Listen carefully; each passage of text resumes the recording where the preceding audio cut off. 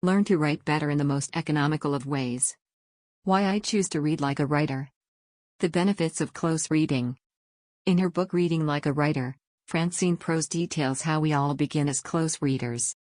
Even before we learn to read, the process of being read aloud to, and of listening, is one which we are taking in one word after another. It seems I have been close reading since before learning to read in my book report on Moby Dick and other classics. I just did not know the term. When I read about the process of close reading, it sounded like an Easter egg hunt only with words, and instead of a big backyard, a book. Within the pages of the book, the reader combs through words, sentences, and phrases to see how the author implemented the craft in that story. When I was listening to Lesson 2 of Neil Gaiman's masterclass, he admitted that he was reading wrong when he went to his first writer's workshop.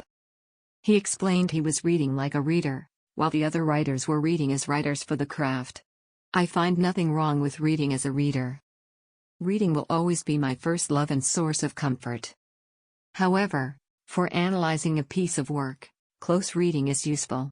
In her book Prose explains how she close reads. I read closely, word by word, sentence by sentence, pondering each deceptively minor decision the writer had made. She describes close reading as the inspection of each word, phrase, sentence, and interrogation of how they move the story forward. I see words in a published book as the ultimate survivors, who fought edit after edit to be in those pages. When I close read a piece of work I admire, I want to validate the purpose of the words on the page. I want to get inside the writer's head and know her method. Trim the fat inside the sentences. Close reading can give a writer an example of a polished sentence that has seen many rounds of edits. Prose explains that a sentence should be clear, economical, sharp. In other words, with zero unnecessary elements. Nonetheless, close reading gives a writer so much more than an example of superb sentences. Prose also shared an anecdote when she was having difficulty conveying a violent scene in one of her works in progress at the time. For help, she turned to Babel's fiction, which provided an artful and believable way of depicting such scenes. She used the book as a guide to help her craft her own violent scene. I don't keep e-books. I understand we are pressed for time and are becoming more or less a Kiwi society. However, I make time to read. Well-written books have become my go-to mentors, and I visit them for examples, inspiration, and lessons. They give me immediate access to the craft. To me, writing is a profession of continuous learning.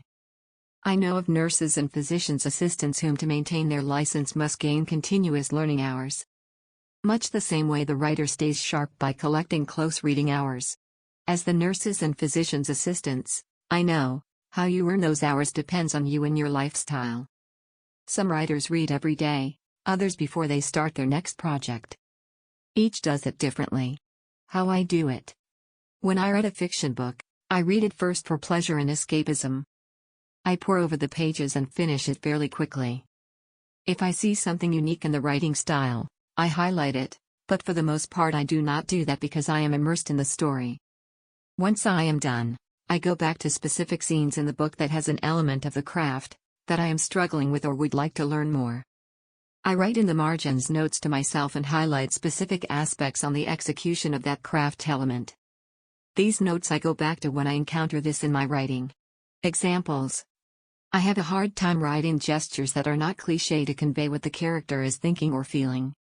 In Kindred and the character Carrie, I found several examples to show me how to use hand gestures in place of dialogue and how to use them to make up for what is not being said.